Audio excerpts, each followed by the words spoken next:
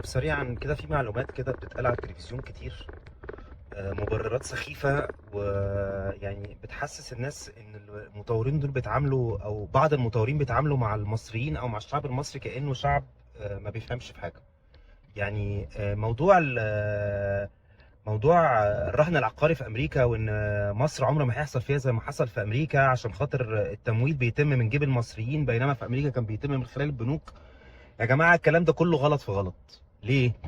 اللي حصل في امريكا بمنتهى البساطه في 2008 ان الناس كانت برضو بتشتري عقارات، بس بتمولها من خلال البنوك وحاجه اسمها مورجج. المورجج اللي هو التمويل العقاري، اللي هو من الاخر فايده. تسلف فلوس من البنك وبتدفع عليها فايده، وفي الفايده في امريكا انت في المتوسط من 2 ل 5% بالكتير. طيب هنيجي نبص على مصر. في مصر الموضوع هو بالظبط.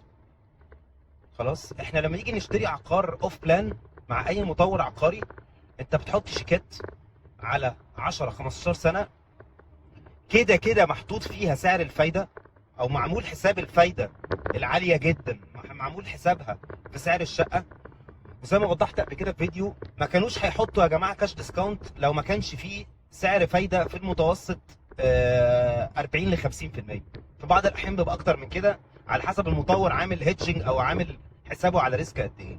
طيب المصيبه الاكبر بقى في مصر، خلاص، وهي دي معلومه برضو محتاجين الناس تعرفها، ان بعض المطورين بيبيعوا الشيكات للبنوك ويحصلوها فلوس بخصم. فسي هو النهارده باع الشيكات بتاعتك اللي تسوى 10 مليون للبنك، بياخد قصادها 5 مليون كاش. طيب هو ليه بيعمل كده؟ هو بيعمل كده عشان يعرف يبني، عشان هو محتاج سيوله، والسيوله دي هو عايز المبلغ كامل عشان يعرف يبني المرافق ويبني اللاندسكيب ويبني الاساسات والخ الخ الخ الخ. فبيروح يبيع الكريدت بتاعك او الشيكات بتاعتك للبنك، وفي المقابل بياخد قصادها كاش، والبنك بياخدها بخصم طبعا، وبيحصلها بعد كده. خلاص، ففي حالة تعثر العميل البنك برضو بيتعثر. احنا كده بقينا زي امريكا. خلاص، دي النقطة التانية اللي بتوضح ان الموضوع في مصر مش بس زي امريكا، هو في بعض الاحيان اوحش. طيب لو رحنا للموديل الثاني، اللي هو المطورين اللي بيبنوا بنفسهم، فالمصيبه اكبر. ليه؟ في حال تعثر المطور عن البنى بسبب التحصيل من العميل، وده هيحصل الفتره اللي جايه بشكل كبير، المطور مش هيعرف يبني. ومش هيعرف يبني الوحده بتاعتك بس، ده مش هيعرف يبني مرحله او المشروع بالاكمل. فساعتها المصيبه هتبقى اكبر من امريكا. ليه؟ انت في امريكا كنت بتشتري الوحده قدامك خلصانه، مش اوف بلان. وده الفرق الجوهري. امريكا الوحدات كانت موجوده، الناس ما عرفتش تكملها، فالوحده رجعت للبنك تاني، فالبنك يقدر يسيلها. بينما في مصر مفيش وحده اصلا. الوحده اصلا في الماكيت وفي العقد، ملهاش وجود على الواقع. في بعض الاحيان ما بتكونش اصلا الارض اتخصصت، والمطور بيبني عليها ماكيت او بيبني عليها رسمه وماستر بلان وبيبيع على هذا الاساس، والارض لسه ما اتخصصتش. فما بالك بقى لو حصل لا قدر الله تعثر من المستهلك وما قدرش يدفع الاقساط، ساعتها مين اللي هيتعثر؟ المطور باكمله، مش وحده ولا وحدتين، مشاريع باكملها هتتعثر. وهي دي الكارثه اللي لا قدر الله لو حصلت في مصر هتبقى اوحش بكتير من ازمه الرهن العقاري اللي حصلت في امريكا.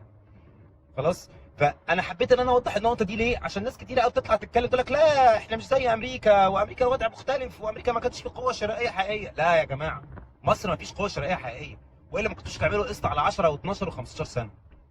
لو كان في قوه شرائيه حقيقيه كانت الناس ده راحت تشتري كاش. في كام النهارده واحد بيشتري كاش؟ انا ممكن اقول عدد قليل جدا، لا يتخطى الواحد 2% من حجم المبيعات اللي موجوده النهارده. بقيه المبيعات كلها بالاقساط واوف بلان. وفي ناس كتيره منهم كمان دلوقتي بيفكروا ان هم يرجعوا حتى لو بخساره، عشان هم مش هيعرفوا يكملوا. ودي واضحه جدا في الفيدباك اللي الواحد بيسمعه من صحابه اللي شغالين في العقارات، او من المعارف اللي كانوا مستثمرين في عقارات. خلاص، العقار كاستثمار انتهى السنتين دول، والله اعلم ممكن يرجع تاني امتى.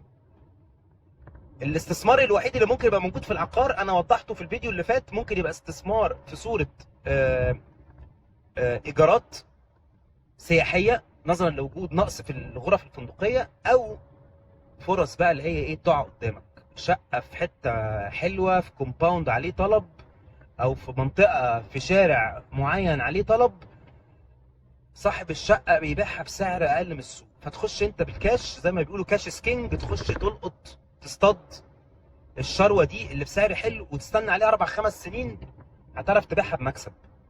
ده اللي هيحصل. لكن غير كده انا شايف ان الموضوع احنا داخلين على ايام مش حلوه خالص، واي مطور يطلع يقول الاسعار هتغلى 2025 او 26، انا بقول ان ده يعني اقل حاجه يتقال عليها انها كذب، وان ده عكس كل التوقعات. ولو حتى بصينا على المطورين المحترمين هتلاقيهم بيقولوا ان في ازمه، بيعترفوا ان في ازمه. زي يعني مش عايز اسمي اسامي، بس هم بيطلعوا على كذا قناه واتكلموا عن الموضوع ده. لا، في ازمه، ومنهم من حدد الازمه ان هي سعر الفايده عاليه جدا، فتكلفه التمويل عاليه جدا. وده ياكد كلامي ان السعر اللي احنا بنشتري بيه النهارده على 10 او 12 او 15 سنه دي كلها اسعار محطوط فيها سعر فايده. مش بس كده، النهارده في خبر يمكن ناس كتيره ما خدتش بالها منه. مدينه العاصمه الاداريه خلاص قررت ان هي تمد فتره السماح للمطورين 6 شهور كمان. ده معناه ايه؟ ده معناه ان مفيش غرامات هتقع على المطورين اللي هم متاخرين. ده معناه ان في ازمه، والازمه دي واضحه جدا النهارده في العاصمه الاداريه بالنسبه للمطورين المتوسطين والصغيرين، وربنا يستر ما تحصلش مع المطورين الكبار في القاهره الجديده ونيو جيزه والسواحل، الساحل الشمالي. ده انا مش بقول الكلام ده برضو عشان خاطر ابقى نزيل الشؤم او احبط الناس، بس خلينا يا جماعه واقعيين، وخلينا ان الوضع غير مستقر، والوقت ده مش وقت شراء على الاطلاق. دايما في اي هبوط انت ما بتشتريش في الهبوط غير لما بيحصل استقرار، لكن احنا لسه في بدايه الهبوط، والمطورين خايفين على السبوبه بتاعتهم اللي هم كانوا بيطبعوا منها فلوس اخر 3 4 سنين. ده من كتر ما في ازمه. لو بصينا هنلاقي ان المطورين كلهم النهارده التوب 5 او التوب 6 اللي موجودين في مصر كلهم بلا استثناء خرجوا بره مصر عشان بيدوروا على فرص تانية، اذا كان في الخليج، نسمع عن المشاريع دلوقتي في السعوديه والامارات والعراق وعمان. خلاص كل المطورين طلعوا بره. ليه؟ في مشكله سيوله، في مشكله قوه شرائيه. خلاص مش بس كده، احنا لو جينا بصينا على تسعير المشروعات بتاعتهم بدون ذكر اسماء، هو احد اكبر المطورين في مصر او يكاد يكون الاكبر. المشروع بتاعه في السعوديه تسعيره كسعر متر ارخص من سعر المتر البيع هنا في مصر. ده إن يدل على شيء، يدل ان حصل في مصر زي ما بنسميها في الاقتصاد اوفر ساتوريشن. اوفر ساتوريشن يعني تشبع، حاله تشبع زائد. بينما سوق الخليجي لا، هو سوق، وخصوصا سوق السعوديه وعمان والعراق، لا هي اسواق لسه فيها فرص للنمو. ليه؟ عشان كونسبت الكومباوندز بالاحجام او الاربن بلاننج اللي هو موجود في مصر مش موجود عندهم قوي هناك، يمكن موجود بس في الامارات. لكن في السعوديه مثلا ما عندهمش نفس الكونسبت ده، او ما عندهمش نفس الثقافه دي. انا واحد عشت في السعوديه وعارف ان الكومباوندز معظمها في السعوديه بتبقى على سكيل اقل من كده بكتير او اصغر من كده بكتير، بيبقى 40 50 60 فيلا بالكتير قوي. حتى الريزيدنشال ابارتمنتس مش كونسبت موجود قوي جوه كومباوندز في السعوديه، هو اغلبه فيلل، عشان هم يعني النمط الاستهلاكي هناك كده، هم بيحبوا البيوت ما بيحبوش الشقق. فرجوعا تاني، ازمه كبيره.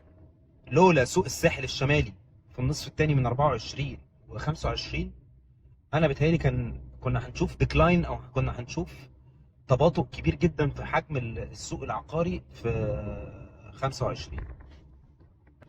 المعلومه المغلوطه الثانيه اللي هختم بيها الحلقه، اللي المطورين بيقعدوا يقولوها، السوق المصري فيه محتاج 10 مليون وحده اضافيه كل سنه ومش عارف ايه.